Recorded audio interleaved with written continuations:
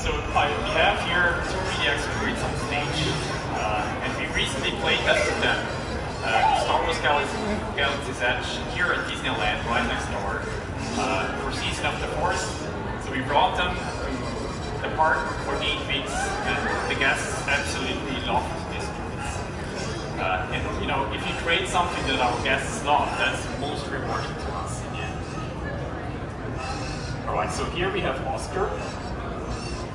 Oscar loves to interact with guests, he's playful, but he easily gets distracted. So here on my right we have Bash. He's a little bit shy, and he usually needs some time to warm up. So Oscar,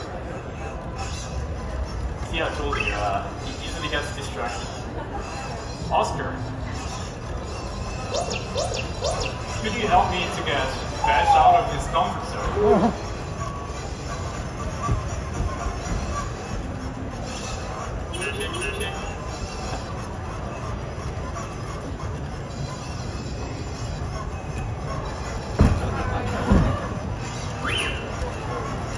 Alright.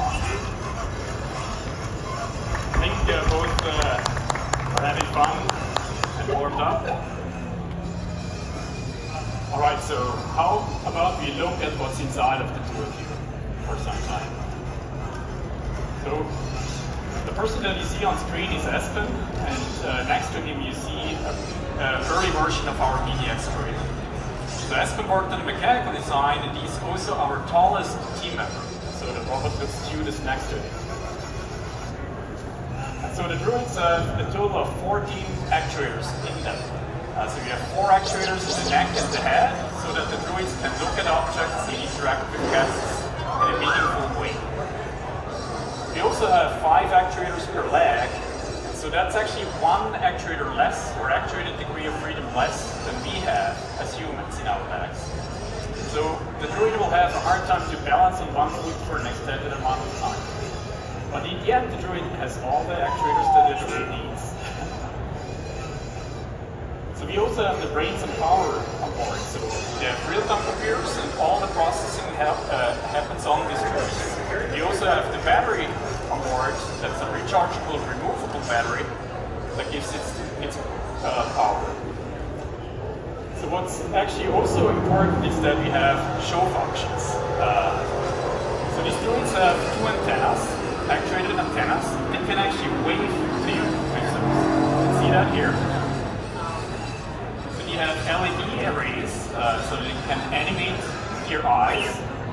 We have headlamps, so that they can scan objects and can scan our guests. There we go.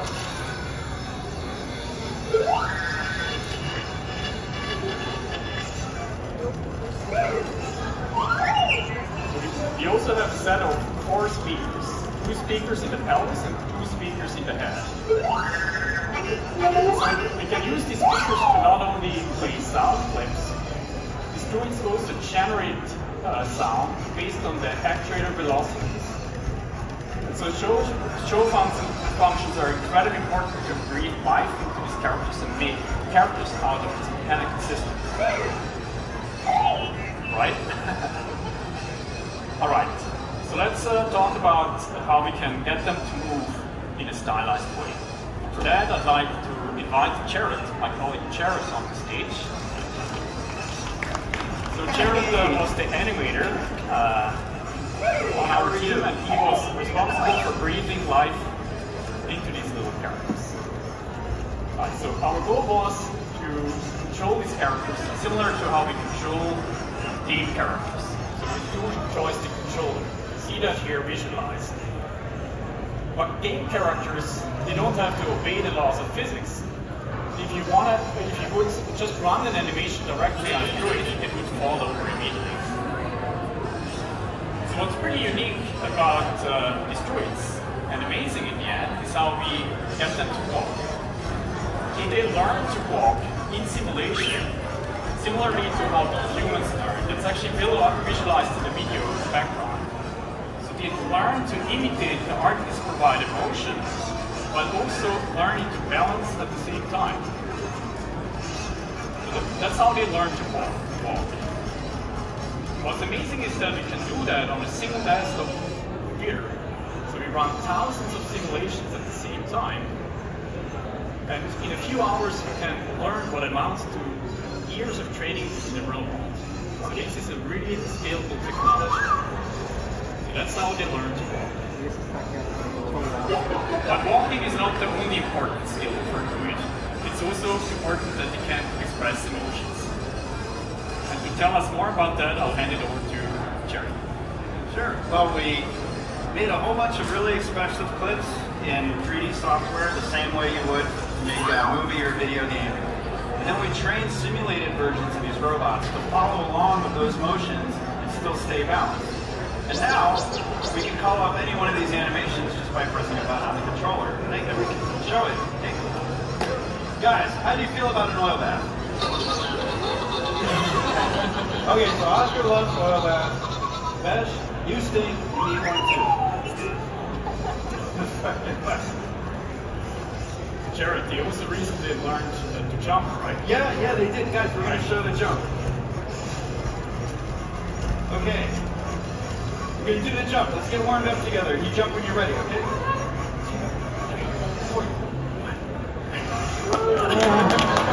Yeah. Good job, guys.